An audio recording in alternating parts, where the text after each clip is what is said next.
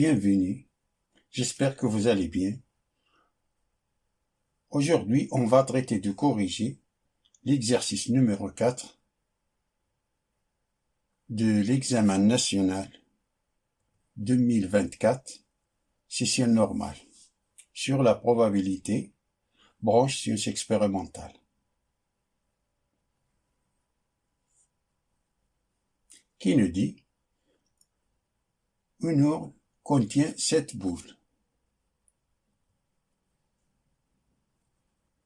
4 boules portant le nombre 1, 4 boules qui portent le nombre 1, 2 boules portant le nombre 2, 2 boules qui portent le nombre 2, et une boule qui porte le numéro 3.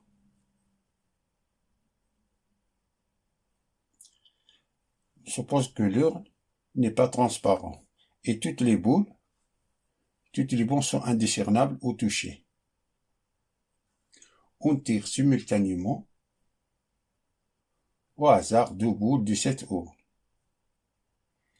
Simultanément, ça veut dire au même temps. On tire 2 boules au même temps. La question 1 nous dit de montrer que la probabilité de l'événement A est égale à 1 tiers, où l'événement A et les 2 boules tirées portent le même numéro.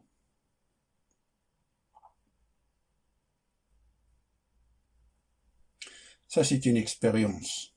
Ici, ça, c'est une expérience aléatoire qu'elle intervienne au hasard. Nous ne savons pas quel est le résultat, cependant nous connaissons tous les résultats possibles.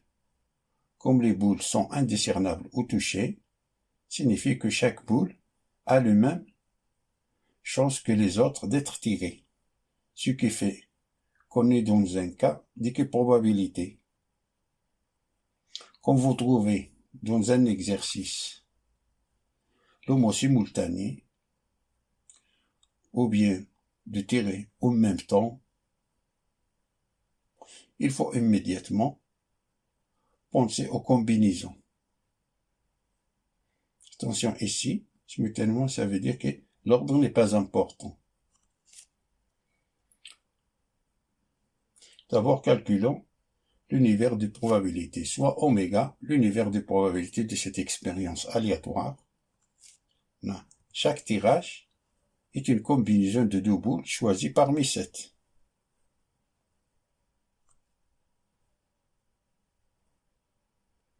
Alors, cardinal de oméga est égal à 2, une combinaison de 2 parmi 7, ça qui est égal, c'est est égal à arrangement de 2 parmi 7 divisé par 2 factoriel, qui est égal à 7 fois 6, divisé par 2 fois 1, qui est égal. 6 divisé par 2, c'est 3, 7 fois 3, c'est 21. On a 21 possibilités. Et l'événement A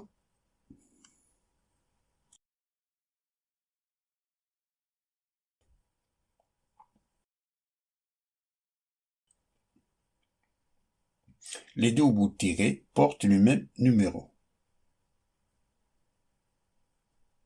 C'est-à-dire qu'on peut tirer 2 boules qui portent le numéro 2, ou bien 2 boules qui portent le numéro 1.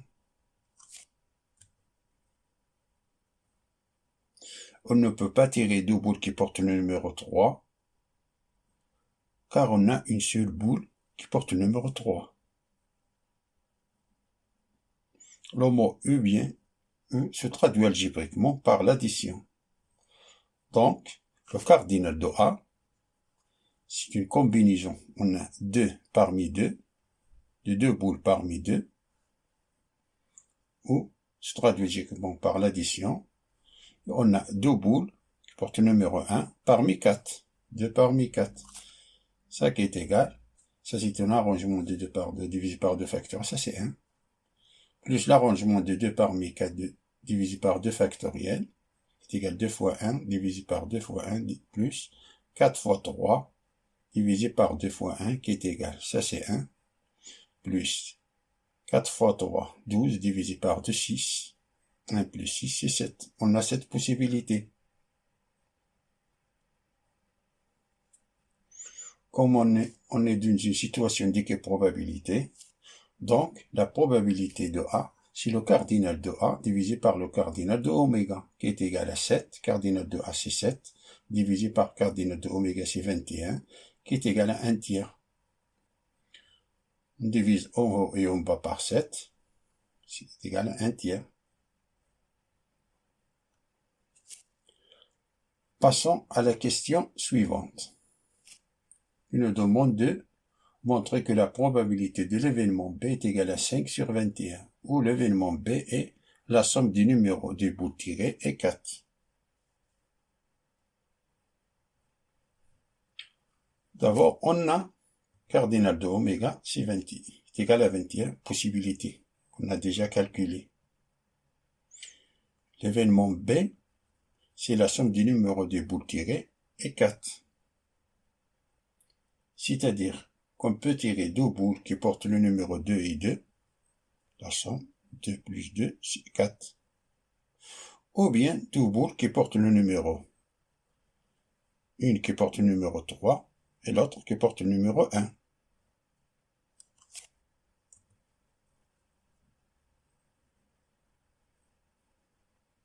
Le mot E se traduit algébriquement par l'addition. Ici on a une boule qui porte le numéro 3 et une boule qui porte le numéro 1, c'est-à-dire on a ici I. Le mot I se traduit algébriquement par la multiplication. Donc, cardinal de B, on a deux boules qui portent le numéro 2, une combinaison de 2 parmi 2, plus, ou bien c'est plus, cardinal de une boule parmi 1, 3, c'est-à-dire une boule, 3, 1 parmi 1, fois la combinaison de 1 parmi 4, une boule qui porte le numéro 1 parmi les 4, qui est égal, ça c'est 1, plus, ça c'est 1 fois 4, qui est égal à 5 possibilités.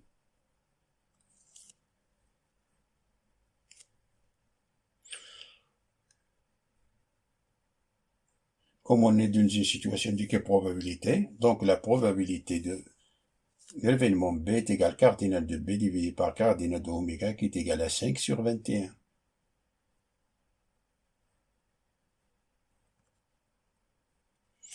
Et la question suivante nous dit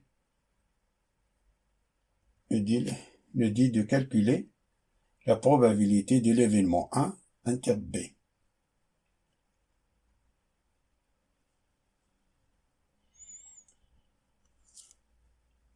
On a cardinal de oméga est égal à 21 possibilités. Depuis, déterminons l'événement A inter B. L'événement A inter B, si les deux bouts tirés portent le même numéro et, ça c'est l'intersection, portent le même numéro et, c'est l'intersection, B c'est la somme des numéros des boules tirées et 4. C'est-à-dire de tirer deux boules qui portent le numéro 2. C'est deux boules.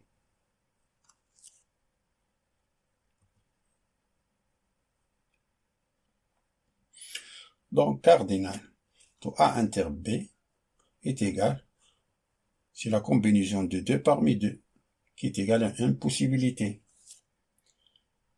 Donc, la probabilité de A inter B est égal cardinal de A inter B divisé par cardinal de oméga, qui est égal à 1 sur 21.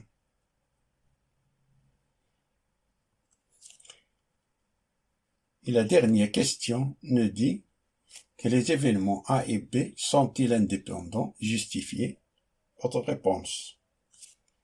On a la probabilité de A inter B est égale à 1 sur 21 et la probabilité de A c'est 1 tiers et la probabilité de B c'est 5 sur 21. On a la probabilité de A fois la probabilité de B c'est 1 tiers fois 5 sur 21 qui est égal à 5 sur 63.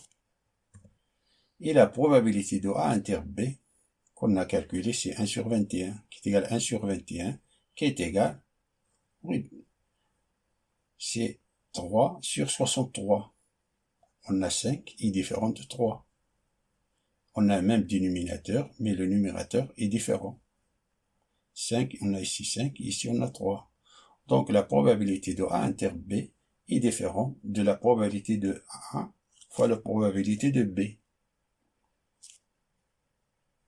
C'est-à-dire que les événements A et B ne sont pas indépendants.